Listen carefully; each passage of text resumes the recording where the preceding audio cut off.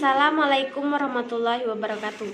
Perkenalkan, nama saya Felina Gita Sahira. Saya dari Prodi Perbankan Syariah. Baiklah, saya akan menjelaskan makalah dari mata kuliah Ekonomi Mikro Islam. Saya akan menjelaskan makalah dari konsep kepemilikan dalam Islam. Secara bahasa, kepemilikan berasal dari kata milik yang memiliki arti pendapat seseorang yang diberi wewenang untuk mengalokasikan harta yang dikuasai oleh orang lain yang memperhatikan sumber yang menguasai harta tersebut. Sedangkan menurut syariah Islam, kepemilikan adalah penguasa terhadap sesuatu yang sesuai aturan hukum dan memiliki wewenang yang sesuai dengan hukum. Secara etimologi, kata al-milik berasal dari kata al-milkiyah yang berarti memiliki. Dalam bahasa Arab, al-milkiyah berarti memelihara dan menguasai sesuatu secara bebas. Maksudnya, penguasa seseorang terhadap harta adalah bagian dari sistem Islam yang bersifat umum yang berlandaskan atas prinsip dan keseimbangan yang adil. Pada dasarnya, seseorang mempunyai keistimewaan berupa kebebasan yang dimiliki oleh hukum syara. Maksudnya adalah sesuatu yang membatasi kebebasan pemiliknya untuk menggunakan barang yang disebabkan oleh dua macam. Antara lain, yang pertama, karena pemiliknya tidak sesuai secara hukum. Contohnya seperti anak kecil, cacat mental, dan pailit. Yang kedua, memiliki maksud untuk melindungi hak milik orang lain. Contohnya seperti harta milik bersama. Konsep kepemilikan dalam Islam sangat berbeda dengan konsep kapitalis dan konsep sosialis, karena tidak ada satupun dari keduanya yang berhasil menempatkan individu yang selaras dengan kedudukan sosial. Hak milik pribadi seorang adalah hak dasar dari kapitalis, sedangkan penghapusannya adalah konsep dasar dari sosialis.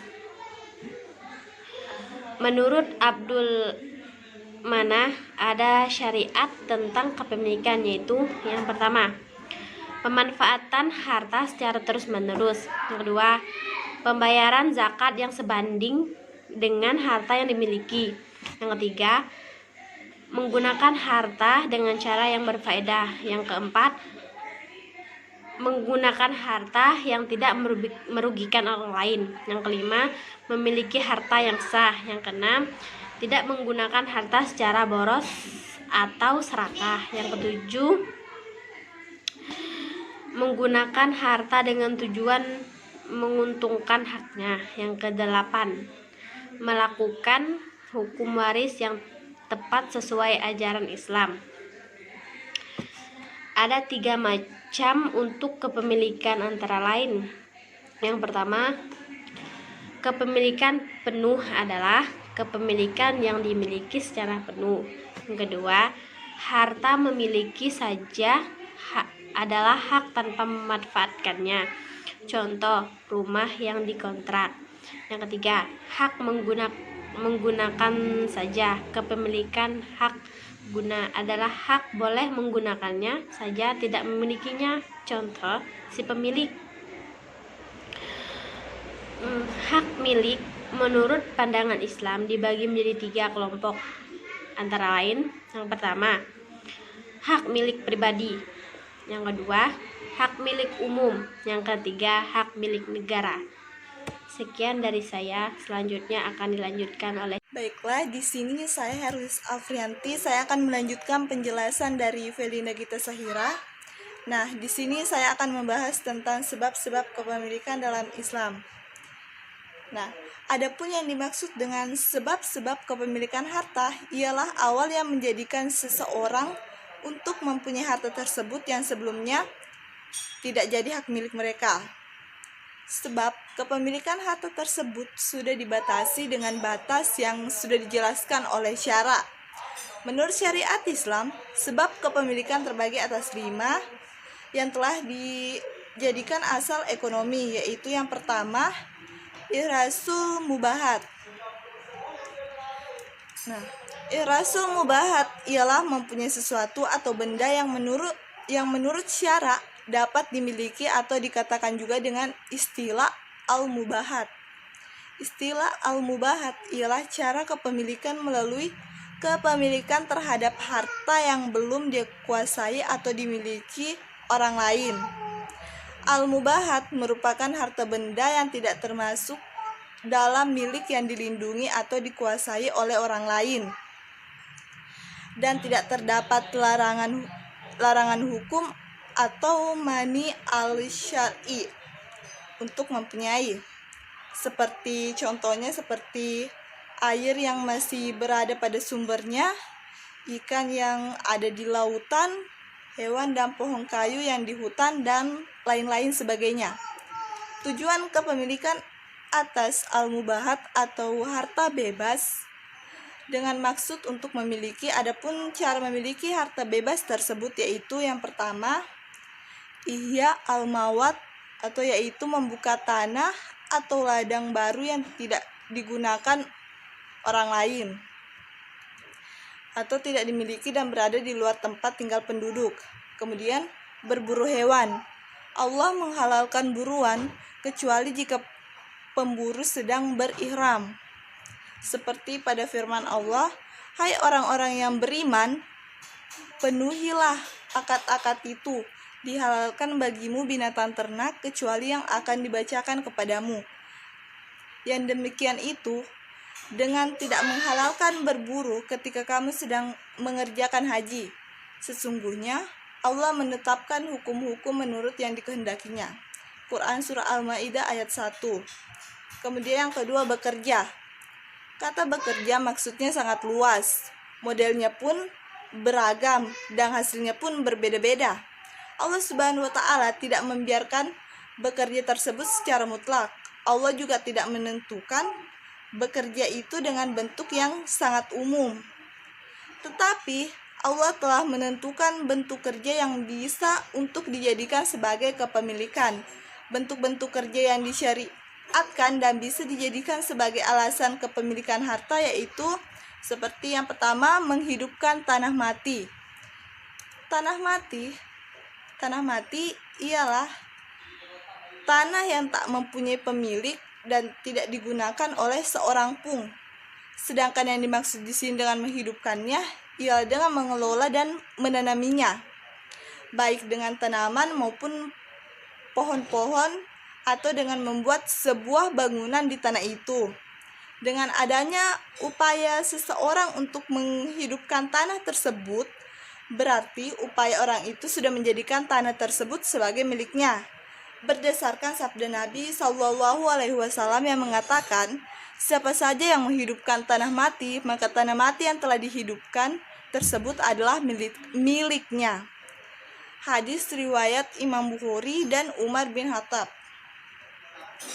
Ketentuan tersebut berlaku umum, mencakup semua bentuk tanah, baik tanah dar al-Islam atau negara Islam, maupun tanah dar al-kufur atau negara kufur, maupun tanah itu berstatus usyriah atau yang dikuasai dengan negara Islam tanpa melalui peperangan, atau harijiyah atau yang ditaklukkan Islam melalui peperangan.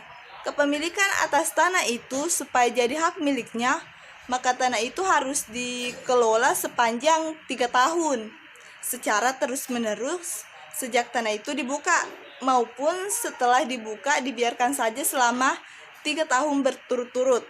Maka hak pemilikan hasil buruan darat, maka harta itu menjadi milik orang yang memburunya. Kemudian berburu. Berburu juga termasuk dalam kategori bekerja. Contohnya berburu ikan, batu permata, maupun bunga karang, serta harta yang dihasilkan dari buruan laut lainnya. Maka harta itu akan menjadi hak milik orang yang memburunya, sebagaimana yang berlaku dalam perburuan burung dan hewan-hewan lainnya. Demikianlah harta yang dihasilkan dari hasil buruan di darat, maka harta itu akan menjadi milik orang yang memburunya. Kemudian makelar. atau samsara ialah nama bagi orang yang melakukan pekerjaan untuk orang lain dengan mendapatkan upah, baik untuk keperluan menjual ataupun membelikan. Sebutan ini juga bisa digunakan untuk orang yang mencarikan atau menunjukkan orang lain. Makelar atau samsara termasuk dalam kategori bekerja yang dapat digunakan untuk memiliki harta secara sah menurut syarak.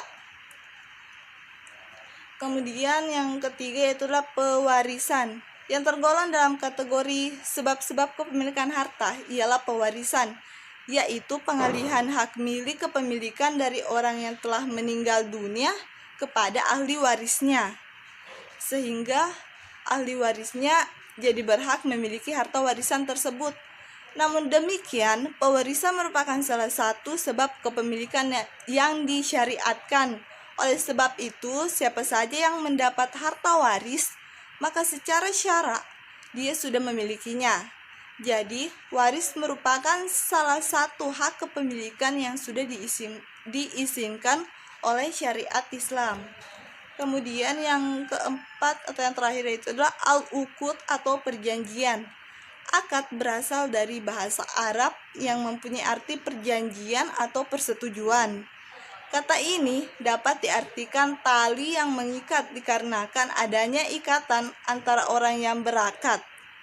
Akad ialah pertalian antara ijab dengan kabul yang dapat sesuai terhadap ketentuan syarak yang mengakibatkan pengaruh pada objek akad. Akad merupakan sebab kepemilikan yang sangat kuat dan sangat luas berlaku pada kehidupan manusia yang memerlukan distribusi harta kekayaan. Nah, kemudian selanjutnya poin bagian C, yaitu macam-macam kepemilikan. Nah, menurut Wahbah Zuhaili, secara garis besar harta benda dapat dilihat dari segi bisa atau tidaknya. Bisa atau tidaknya jadi milik seseorang terbagi menjadi 3, yaitu yang pertama, dimana di sini yang pertama itu adalah harta yang bisa dimiliki atau dialihkan kepemilikannya ialah harta benda yang jadi kebutuhan umum. Misalnya jalan umum, jembatan, dan lain-lainnya. Selama jadi kebutuhan yang bersifat umum, maka sebetulnya harta itu tidak bisa dimiliki atau dipindah kepemilikan. Kemudian yang kedua, harta yang tidak bisa dimiliki selain atas izin dari syarak, misalnya seperti harta wakaf atau harta kas negara. Harta wakaf yang kurang dari biaya perawatan atau proporsionalnya dapat ditukar.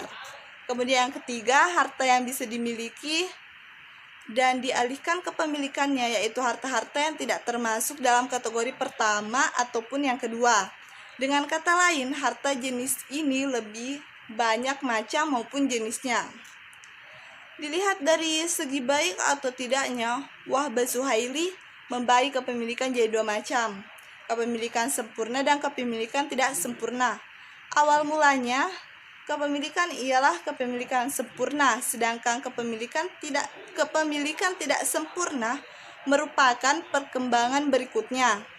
Kepemilikan sempurna ialah kepemilikan atas sesuatu, baik benda ataupun manfaatnya, hingga pemilik bisa memanfaatkannya secara utuh sesuai dengan aturan maupun ketentuan syariah. Dengan kepemilikan yang sempurna ini, pemilik tidak dituntut supaya mengganti saat merusakkan barang yang ia miliki. Meskipun dari tinjauan etika bisnis tidak dibetulkan merusak atau membiarkan barang maupun itu punya sendiri.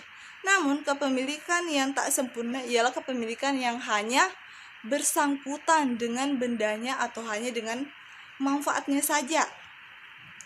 Termasuk dalam sesuatu yang bisa jadi objek kepunyaan ialah kekayaan intelektual seperti karya buku, temuan ilmiah, produk, merek, atau yang lain-lain sebagainya yang akhir ini jadi pembahasan. Namun di sini perbedaan kepemilikan dengan hak guna ialah pengguna dalam kepemilikan melekat pada seseorang dengan sendiri. pemilik bisa digunakan pada barang yang dipunyai selama tidak ada sesuatu yang menghalangi secara syarak. Sedangkan penggunaan pada hak milik dipunyai seseorang karena sudah ada izin sesuai syarat yang membolehkan untuk memakai barang itu, izin memakai motor punya orang lain atau izin dari syara, misal memakai fasilitas umum, menghirup udara, memakai air, dan lain-lain sebagainya. Namun terdapat perbedaan antara kepemilikan dan hak. Memanfaatkan seseorang hanya dapat hak untuk mengalihkan kepemilikan atau manfaat tersebut, sedangkan seseorang yang mempunyai manfaat bisa memindahkannya kepada orang lain. Misalnya orang yang mempunyai hak memanfaatkan tetapi tidak memiliki manfaatnya ialah orang yang meminjam barang orang lain. Ia bisa memanfaatkan namun tidak bisa mengalihkan hak itu pada orang lain lagi. Dengan kata lain, orang yang meminjam motor tidak bisa meminjamkannya kepada orang ketiga. Kemudian kepemilikan berdasarkan sebab yang melatar belakangi bisa dikelompokkan jadi dua, kepemilikan opsional dan kepemilikan non opsional. Kepemilikan opsional di sini maksudnya ialah seseorang memiliki pilihan agar dapat mempunyai suatu barang atau tidak mempunyai. Contohnya harta yang didapatkan dari jual beli, berburu dan menanam maupun sejenisnya. Sedangkan kepemilikan opsional ialah kepemilikan yang tidak bisa dihindari oleh orang tersebut. Dengan kata lain, ia tidak memiliki pilihan kecuali harus memilikinya, meskipun sesudah itu ia sedekahkan semuanya. Kepemilikan itu sama kepemilikan seseorang dikarenakan warisan atau manfaat dari barang wakaf. Nah, dalam komplikasi hukum ekonomi syariah yang sudah terbit disebutkan beberapa macam kepemilikan, yaitu yang pertama kepemilikan penuh, yaitu kepemilikan yang mengakibatkan hak untuk menghasilkan manfaat barang bagi pemiliknya yang tidak ada batasan waktu. Kemudian kepemilikan tidak penuh ialah kepemilikan yang memberikan hak bagi pemiliknya untuk menghasilkan manfaat, hanya saja masih dibatasi oleh waktu tertentu. Kemudian kepemilikan penuh yang tidak bisa dihilangkan namun bisa dialihkan kepada pihak lain. Dan kepemilikan syariat ialah kepemilikan bersama yang ada pada suatu objek dan terbatas sesuai dengan tanggung jawab dan hak masing-masing secara proporsional. Nah, terima kasih. Itu saja penjelasan dari saya. Penjelasan selanjutnya akan dilanjutkan oleh Muhammad Fadil. Terima kasih. Assalamualaikum warahmatullahi wabarakatuh. Perkenalkan, nama saya Fadil Enrique dari kelompok 8. Saya akan menjelaskan tentang klasifikasi kepemilikan dalam Islam. Klasifikasi kepemilikan dalam Islam menurut Ibnu Taimiyah terbagi menjadi 3 bagian, yaitu yang pertama, hak kepemilikan individu. Setiap individu mempunyai hak untuk merasakan hak miliknya, memakai secara produktif, mengalihkan dan melindungi dari pemubaziran. Akan tetapi hak itu dibatasi oleh jumlah limitasi, seperti dia tidak boleh menggunakan dengan tabzir, tidak boleh memakai dengan seenaknya, dan tidak boleh berlebihan.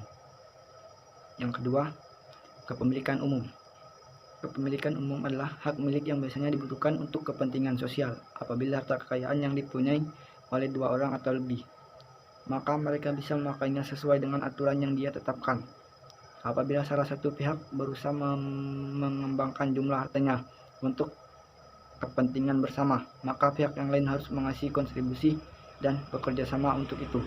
Contohnya, misalnya hak milik secara kolektif adalah wakaf, yaitu apabila sebuah harta kekayaan disumbangkan untuk maksud tertentu atau untuk suatu kelompok masyarakat tertentu, maka dari itu ada kewajiban bahwa harta itu harus dipergunakan sesuai dengan maksudnya. Namun Ibnu Taimiyah berpendapat bahwa harta wakaf dapat digunakan untuk keperluan lain apabila memberi manfaat yang lebih besar. Yang ketiga, kepemilikan negara. Kepemilikan negara adalah hak kepemilikan oleh suatu negara karena negara memerlukan hak milik untuk mendapat penghasilan yang pada gilirannya digunakan untuk menjalankan kewajibannya.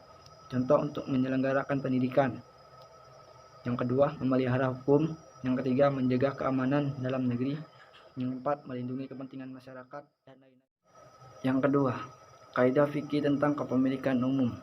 Setiap orang Islam yang meninggal tanpa meninggalkan ahli waris, maka hartanya harus diserahkan kepada Bait al-Mal. Setiap perjanjian yang dilakukan dengan orang non-muslim, maka harus dihormati seperti dihormatinya perjanjian sesama muslim. Kaidah ini berlaku dalam akad, perjanjian atau transaksi antara individu muslim dan non-muslim, dan antara negeri muslim secara bilateral atau unilateral. Pungutan harus disertai dengan perlindungan. Kaidah ini menegaskan bahwa setiap pungutan berupa harta dari rakyat, baik itu zakat, fai, rizak, ma'dun, koroj, wajib disertai dengan perlindungan dari pemerintah kepada warga yang sudah mengeluarkan apa yang sudah dipungut tadi. Yang dimaksud dari perlindungan di sini adalah rakyat harus dilindungi hartanya, darahnya, dan kehormatannya, termasuk di dalam kondisi yang menciptakan kondisi keamanan yang menyeluruh agar bisa berusaha bekerja di lapangan kerja yang halal, serta membangun sarana dan prasarana untuk kesejahteraan masyarakat. Baiklah, itulah penjelasan dari saya. Saya akhiri. Wassalamualaikum warahmatullahi wabarakatuh.